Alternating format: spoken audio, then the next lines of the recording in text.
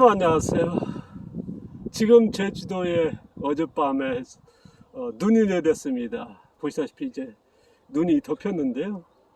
좀 햇빛이 나면서 좀 많이 녹았습니다만은, 제가 살고 있는 데는 제주도입니다만 해발 300고지가 넘다 보니까 이제 눈이 덮일 때는 많이 내립니다. 그러면 이제 차도 다니지 못할 정도로 이제 뭐 제설 작업도 나와야 되고요. 그 정도 지역입니다.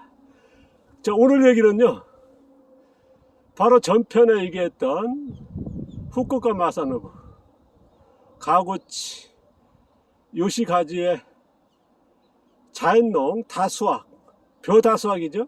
그 비법에 대해서 말씀드렸습니다. 거기서 조금 보충하고, 또 정확하게 또 우리가 이제 그 가고치나 후쿠오카 농사를 많이 따라하거든요.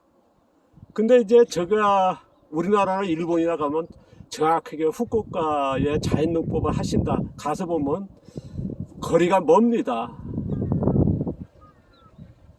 후쿠오카의 자연농법하고는 거리가 먼, 벼재배는 거의 따라하는 쪽에 갑니다만은 그래도 이해력이 부족하지 않나 하는 제 생각을 많이 해보게 되는데요. 그리고 가와구치의 자연농을 또 많이 따라 하시죠.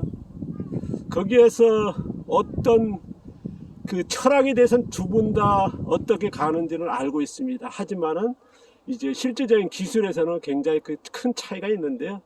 뭐 따라 하시는 건 좋은데 좀 아쉽더라 하는 게 저희 생각입니다. 자, 우리나라 농가나 일본, 특히나 일본 같은 경우는 아마 우리나라에서 아마 손가락 꽂힐 정도로 이제 많은 농가를 다녔지 않습니까? 뭐 제가 체류도 했고요. 그 다음에 이제 뭐 한 달씩 가서 뭐 교육도 하고 뭐 그리고 또 혼자서 어디든 다닐 수 있는 그런 여건이 되니까요. 뭐랄까요, 소통이 되니까. 그러다 보니까 일본 농가 보면 좀 아쉽더라. 뭐 우리나라는 더 특히 그러겠죠. 일본도 그런데.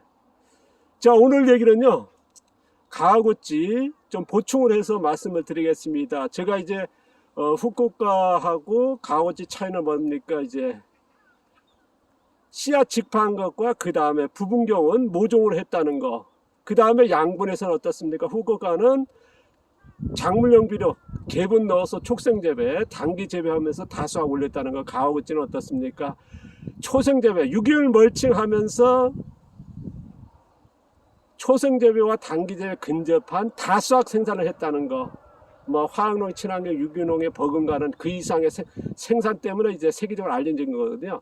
거기서 가와구치의 유기물입니다. 유기물을 멀칭했는데 다수학 올렸다. 또 촉생재배, 단기재배 근접하다. 거기에는 핵심적으로 제가 앞서도 얘기했습니다. 녹색 유기물이라는 거. 바로 요 얘기인데요. 유기물 멀칭해서 정말 다수학 올렸다 보니까 이제 많은 분들, 우리나라에서 보는 일본이나 많은 유기물 멀칭합니다. 특히나 어떻습니까? 밭농사에서 많이 하거든요. 저도 이제 멀칭해서 농사 짓습니다만은. 근데 논에서는 어떻습니까? 가와구치가 이제 멀칭한 이제 횟수에서 다른다마는 보통 5번은 6번, 7번 하거든요. 그게 들이 뭐냐면 녹색 유기물입니다. 그 녹색 유기물은 뭡니까? 바로 미생물 중에서 세균류, 박테리아의 서식 환경이거든요. 우리가 갈색 유기물, 이런 마른 풀, 낙엽 같은 거는 이제 균류, 곰팡이나 버섯균이고요. 그러다 보니까 이제 녹색 유기물이다 보니까 이제 세균류가 오게 되고, 그 다음에 논이지 않습니까? 물이다 보니까 빨리 분해야 되거든요.